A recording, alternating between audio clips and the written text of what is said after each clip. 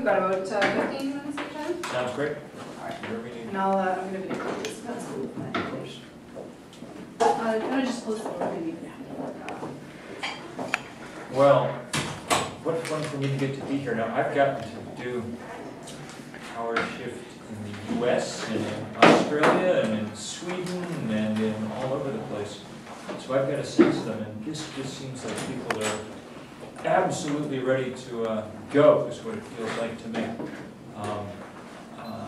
That people are fired up in a new way, and that this movement's just kind of crescendoing in an interesting way. Can you talk about the tour that's coming up? Yes. So the night after the election in the U.S., we launched this 20 cities in 20 nights tour beginning in Seattle, and we're calling it Do the Math, and it's kind of based off that article I wrote for Rolling Stone.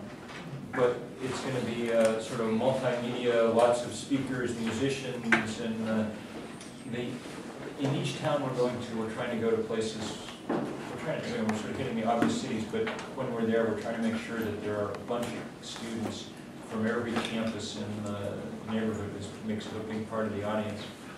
Because we really do want, the first goal is to spark this divestment movement among students a lot of places. And it's beginning to happen in the States. There was a meeting this week at Harvard of students from 15, 20 colleges around the Northeast. Hampshire College is on the brink of divesting their stock in fossil fuel companies, which is significant because they were the first college to divest from stock in apartheid South Africa. And we hope we can really make this what we're really trying to do in essence is what I was sort of talking about tonight. Take away, as it were, the social license of the fossil fuel industry. Make people realize that they're now a rogue industry, that they're wrecking the planet, and that it's not morally okay to stand by and watch that happen, and it's certainly not morally okay to profit from it along the way. It doesn't make sense to pay for people's college educations, for instance, by investing in companies that guarantee there's no planet in which to carry out that education once they're out there. The divestment thing won't be the only stuff that we do. We're also getting ready for kind of large-scale civil disobedience and shareholder meetings and things around the world as the year goes on. But that's one of the good ways to kind of spark what we hope will be an ongoing fight over the next few years. And part of the analysis and part of the reason we start the night after the election is we don't really think that that going after or appealing to or electing or anything else our politicians is anywhere near enough.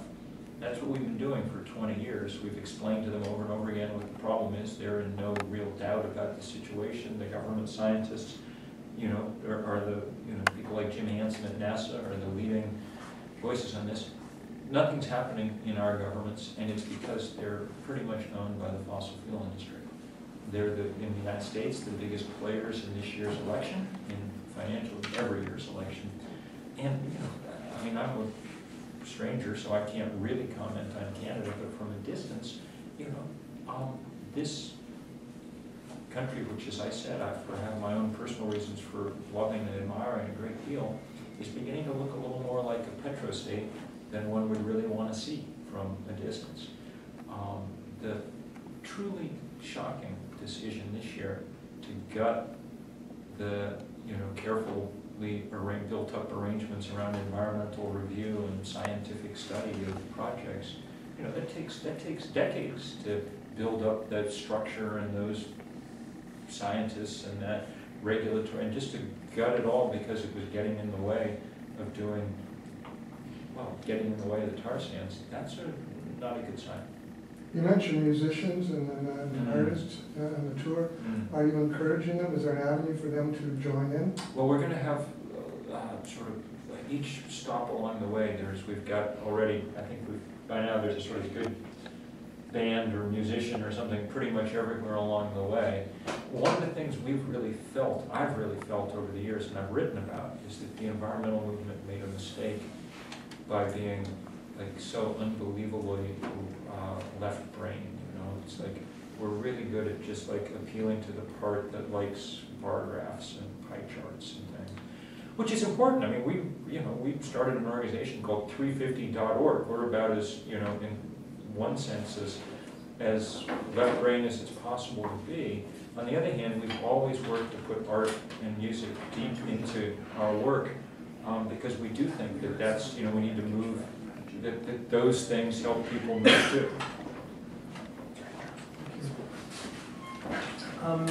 Earlier this evening, we were talking about the kind of breakdown of the UN climate change conferences, and I just wanted to get your thoughts on being here in Canada, talking about like how we can build these international movements. If the framework is falling apart through the UN, how do we build a... So we do need some kind of international framework someday, okay? If we ever get serious about this, we have to have some way of actually getting everybody to agree on something. But the real international thing we need far before that is an international movement that says what these guys have to do. Because at the moment, look, if this movie had come out the way it was supposed to, Copenhagen would have been the moment when the countries of the world said, yes, the aliens are arriving in their spaceships and we have to come together and do what needs doing and whatever. Well, Copenhagen was a complete and utter bust. No one was willing to bend at all. And it's because, to a large measure, they couldn't. Barack Obama couldn't do anything, really, because he couldn't get anything through Congress, which is owned by the fossil fuel industry.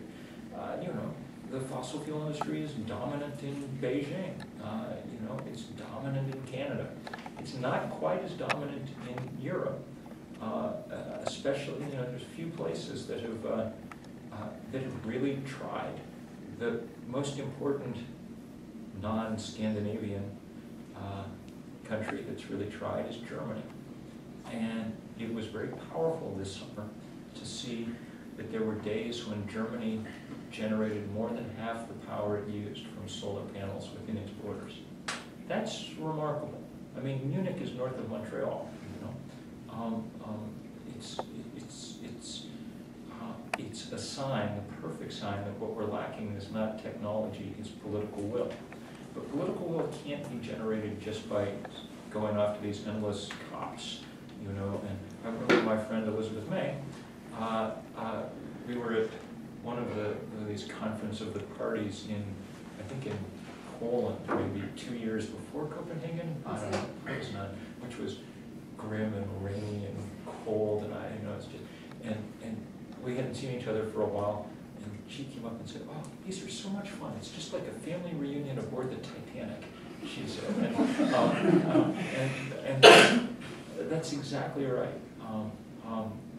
The process as it's currently constructed isn't working. So, 350 in the spring, in June we think now, right, will convene a big global power shift in Istanbul. Maybe more like March.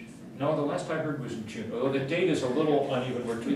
If the problem is making sure that we can find some place that will give visas to people from every country, and there are places where it's hard to get visas, especially for Africans.